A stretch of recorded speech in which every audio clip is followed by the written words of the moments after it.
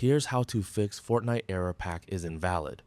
First, open the application, then select Library from the navigation panel on the left.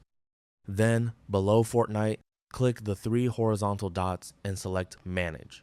Under the installation section, find the option to open the game's installation location and click Open Install Location. Once the Fortnite folder opens, double-click the Fortnite game folder, then open the Content folder, followed by the Packs folder. Inside the Packs folder, click the Size column near the top of the window to sort the files by size.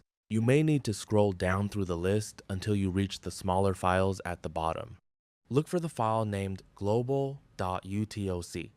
If you see 2 files with a similar name, make sure you select the correct one, which should be the utoc file. If you can't see the file extensions, open the View menu at the top of File Explorer. Select Show and make sure File Name Extensions is enabled. This will allow you to see the complete file names and extensions.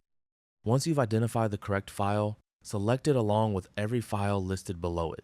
You can do this by clicking and dragging your mouse downward through the list. Make sure you scroll all the way to the bottom so that every file beneath the selected file is included.